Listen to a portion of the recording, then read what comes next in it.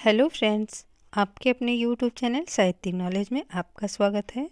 Friends, हम पढ़ रहे हैं हरिवंश राय बच्चन जी की आत्मकथा का प्रथम खंड क्या बोलूँ क्या याद करूँ। इस आत्मकथा का आज हम भाग 36 पढ़ रहे हैं। तो चलिए अध्ययन शुरू करते हैं।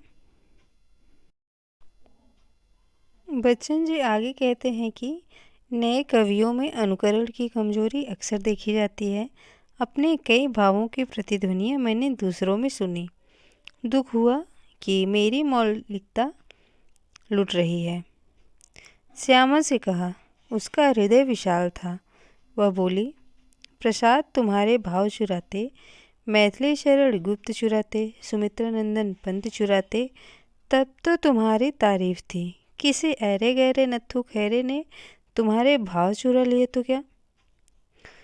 दूसरों की चोरी से जो शुरू करेगा वह अपना खजाना नहीं खोदेगा। आदमी का सबसे बड़ा खजाना अपने अंदर है।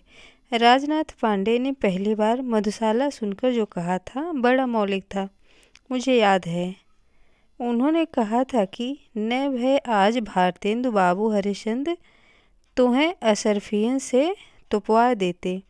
तुपवाना बनारसी बोली में कहते हैं ढकवा देना या मुदवा देना। मैंने कहा, जड़ असरफियों से ढके जाने में क्या सुख होता है। मैं उनसे कहता, एक बार मुझे अपने गले से लग जाने दे।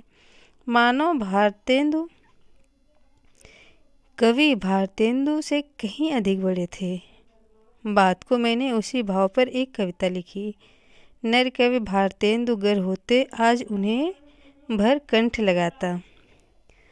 मधुशाला से मेरे चेतन अवचेतन अधिचेतन संस्कार अनुभूति में संचित स्मृति कल्पना भय आशा निराशा वेदना संवेदना हर्ष विमर्श संघर्ष सम्मोह व्यामोह विद्रोह सबका पड़ा क्षरण हुआ। कैथारसिस परगेशन रचने वह भी यूनानी त्रासदी के समान अपनी स्मृति में फिर प्याला हाला मधुशाला सुराही मधुपाई मालिक मधुशाला आगे जाते हैं और यूनानी त्रासदी में कोरस की तरह अपना अपना परिचय देते हैं। मधुशाला के बाद मैंने मधुबाला के गीत लिखने शुरू किए। जैसे अभी पूरा क्षरण नहीं हुआ था, वास्तव में वह पूर्ण मधुकलश के साथ हुआ। मधुशाला मधुबाला मधुकलश को एक ही रचना मानकर जो पढ़ेगा शायद उसी को इन तीनों रचनाओं के पूरे रहस्य का बोध होगा। यूँ तो कवि की समस्त कृतियों को एक ही कृति मानकर पढ़ना चाहिए। यह उसका वांग्मय शरीर है। अलग करके रचनाओं को देखना जैसे हाथ पाँव नाक कान को काट काट कर देखना है। प्रत्येक अंग का महत्व सर्वांग के साथ है, सर्वांग का महत्व प्रत्येक अंग के साथ है।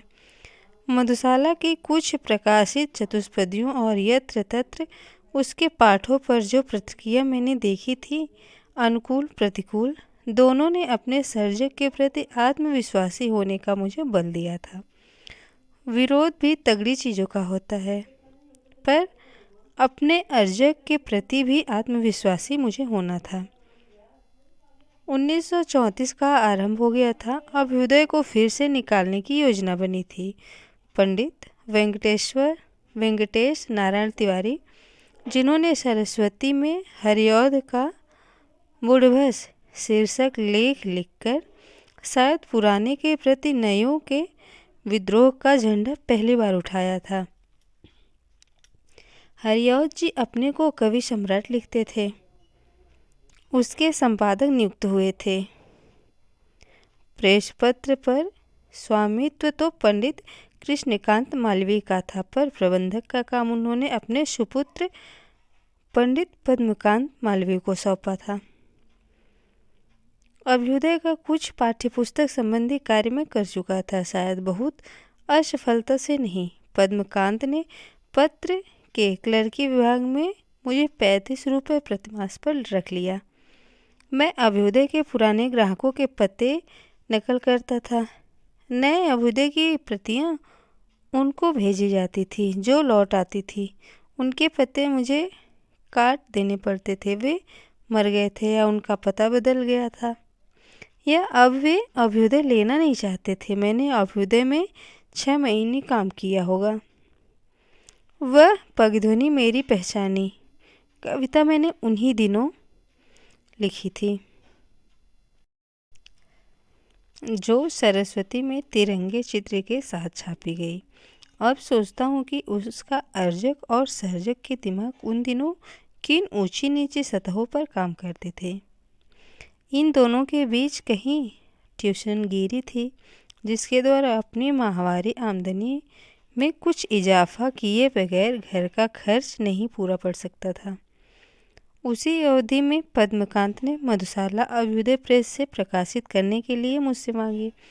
एहसान और पूछ पांडुलिपि मैंने दे दी। लिखा पढ़ी कुछ नहीं। उन्होंने जवानी आश्वासन दे दिया, किताब ठाठ से लिखेंगे। कवि के मन में भीतर ही भीतर लड्डू फूटने को इतना ही पर्याप्त था। साथ जोड़ दिया बिक गई तो समुचित रॉयल्टी देंगे। और उनका नौकर था, वे मेरे बॉस। मैं उनका नौकर था और वे मेरे बॉस थे। और शर्तें क्या तय करता। इसी बीच मैंने दिल्ली की एक बार फिर यात्रा की, अप्रैल या मई में। अखिल भारतवर्षीय हिंदी साहित्य सम्मेलन का वार्षिक उत्सव दिल्ली में होने को था। शायद मन में यह बात उठी होगी कि साहित्यकार बनने चला हूँ तो साहित्य सम्मेलन में मुझे भाग लेना चाहिए, हिंदी साहित्यकारों से परिचय करना चाहिए। मैं किस खेत की मूली था जो मुझे निमंत्रित किया जाता। सोचा होगा दर्शक की हैसियत से तो मैं जा ही सकता हूँ, और अगर उस अवसर पर आयोजित कवि सम्मेलन में मुझे कविता पढ़ने का मौका मिल गया तो सम्मेलन मेरे यश विस्तार का केंद्र भी साबित हो सकता है। लेखक को अपना स्थान बनाने के अतिरिक्त कुछ काम कमाने की भी आवश्यकता होती है, नहीं तो प्रकाशक नहीं पूछता। सच्चाई नहीं छुपाऊंगा, एक बात मेरे मन में यह भी थी कि इस बहाने में एक बार फिर कृष्ण और रानी को मिलाऊंगा। सृजन की साहित्यिकता के प्रति शायद अभी मैं इतना सचेत नहीं हुआ था। उस समय कोई मुझसे सृजन की परिभाषा देने को कहता तो मेरा जवाब होता जीवन की व्यवस्था। साहित्य सम्मेलन के कवि सम्मेलन में जो प्रभाव मेरी कविता ने उत्पन्न किया, उसके विषय में कन्हैया लाल मिश्र प्रभाकर लिख चुके थे। मैं क्यों दोहराऊं। कॉमर्स कॉलेज में भी मेरा कविता पाठ हुआ, जिसके श्री कृष्ण भूतपूर्व छात्र थे, और उसकी बड़ी प्रशंसात्मक रिपोर्ट हिंदुस्तान टाइम्स में छपी, जिसमें मुझे हिंदी का उमर खयाम कहा गया था। मुझे विशेष सुख इस बात का है कि श्री कृष्ण और रानी को मुझ पर अभिमान हो रहा था और वे मुझसे विशेष अपनत्व का अनुभव कर रहे थे। इस बार 3-4 दिन श्री कृष्ण और रानी को प्रायः साथ देखने और उनके साथ रहने का अवसर मिला। मेरी आंखें यह देखने में न चूकी कि अब वे पहले से बहुत अधिक एक दूसरे के निकट आ गए थे, और उसी अनुपात में घर वालों का विद्रोह उनके प्रति बढ़ गया था। रानी को कहीं जाने को ठौर नहीं, और श्री कृष्ण को अपनाने को कोई और नहीं। रानी के मन में भी कभी कभी यह विचार भी आता था कि पुलिस के सामने आत्मसमर्पण कर दे और उस पर जो जुर्म साबित हो उसकी सज़ा स्वीकार कर वह भी यशपाल के समान जेल चली जाए। श्री कृष्ण उसकी अनुमति नहीं देता था। रानी को छिपा रखने की अपनी सफलता और उसका सुराग लगा सकने में पुलिस की विफलता पर वह एक संतोषप्रद पुलक का अनुभव करता था। हालांकि वह उसका बड़ा महंगा मूल्य चुका रहा था।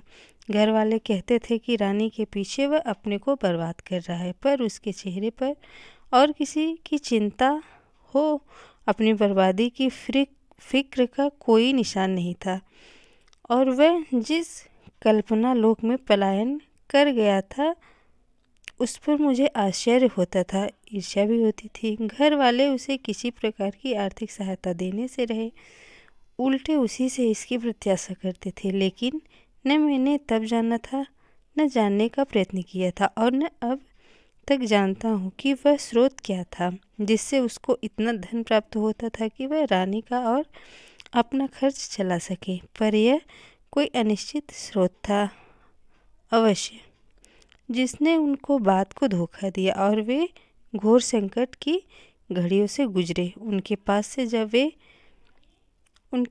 से जब मैं लौटा तो मुझे लगा कि जैसे मैं करुण मधुर स्मृतियों के एक गहरे सरोवर में स्नान करके आया हूँ। कुछ इसी प्रकार का अनुभव मुझे हर बार होता था, हर बार पहली बार से अधिक। क्या जीवन पूर्वानुभूतियों के क्षणों को दोहराता भी है? पात्र परिस्थितियाँ बदल जाती हैं, पर अमूर्त भावनाएं क्या पहले की तरह उठ उमड़ मन को मथ जाती हैं? श्री कृष्ण और रानी के साथ बैठे, कभी झूठपुटे में, कभी मंद प्रकाश में, कभी अंश चंद्र अथवा तारों की छाह में, इस बात को मैं बिल्कुल भूल जाता कि यह दिल्ली है, यह श्री कृष्ण है, यह रानी है, या यह मैं हूँ। लगता जैसे यह नाम स्थिति हीन अधर में कोई जगह है और करकल चंपा और मैं अपने धुएं धुएं से शरीर में वहाँ मौजूद हैं, एक दूसरे से बिल्कुल अभिन्नता का अनुभव करते। देश काल में जहाँ कहीं कुछ भी हो रहा है उससे नितांत निरपेक्ष, उसकी ओर से एकदम निश्चिंत। इतने दिनों बाद जब मैं चीज़ों को कुछ वस्तुगत दृष्टि से देख सकता हूँ, मैं सोचता हूँ न कृष्ण करकल थे, न रानी चंपा थी, न दिल्ली इलाहाबाद था, न कमरा शून्य में अव्यवस्थित कोई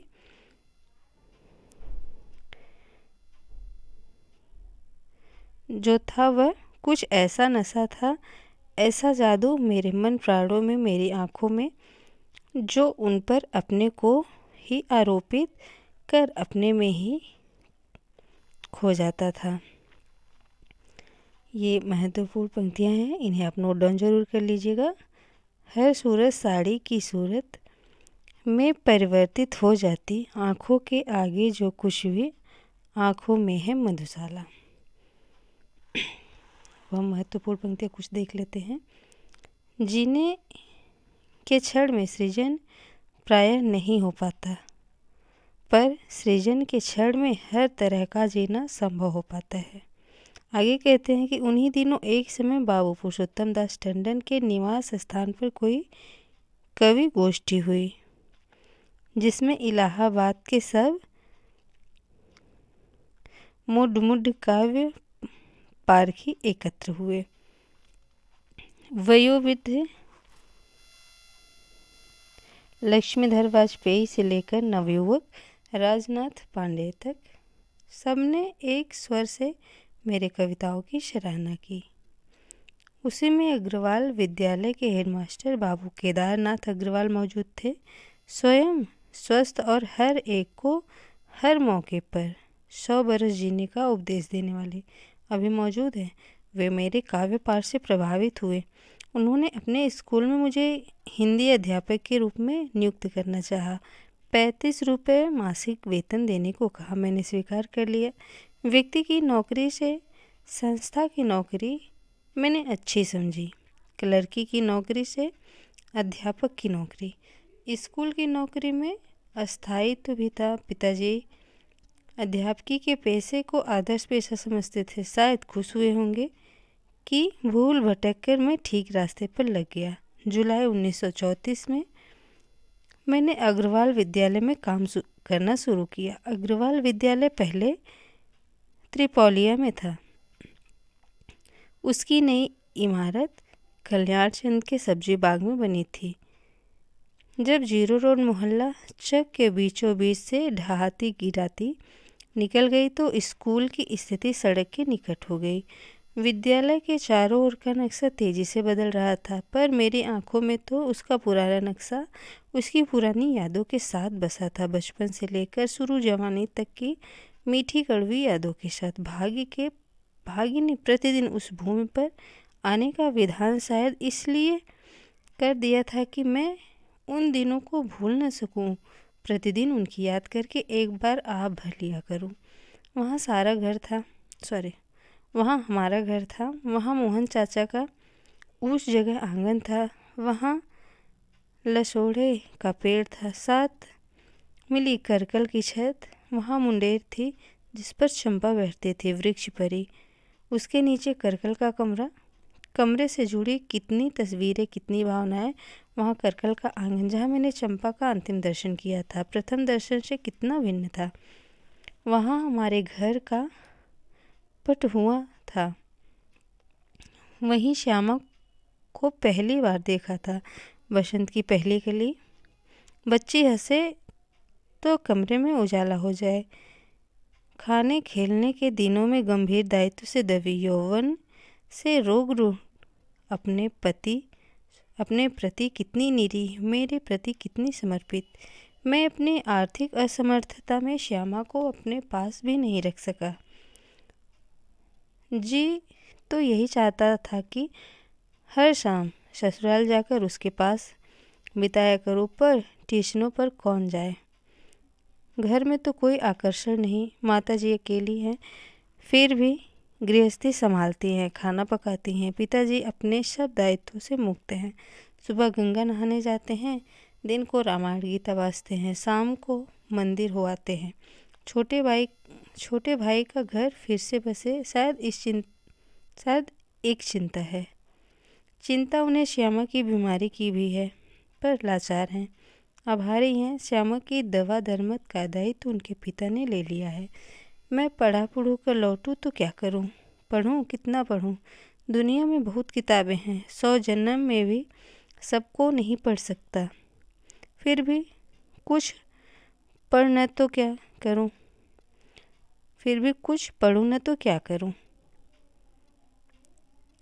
रातों को देर तक जागने की आदत लगा ली है, और कभी कभी भीतर से जब कुछ कुरेदे विवश करे तो कुछ लिखूं। इतवार छुट्टियां होती हैं, तिथि त्योहार भी आते रहते हैं। कभी महेश प्रकाश के साथ समय कट जाता है, कभी मुफ्त राजनाथ पांडे या श्री मोहन आ जाते हैं। कभी कभी नगर के स्कूल कॉलेजों में कविता पाठ कराता हूँ। क्लर्क स्कूल मास्टर का जीवन कितना डल होता है। फ्रेंड्स, इस सेशन में इतना ही। क्या बोलूँ, क्या याद करूँ? इस आत्मकथा का आगे की घटनाओं को जानने के लिए हम अगला सेशन ज्वाइन करेंगे। Thanks for watching this video.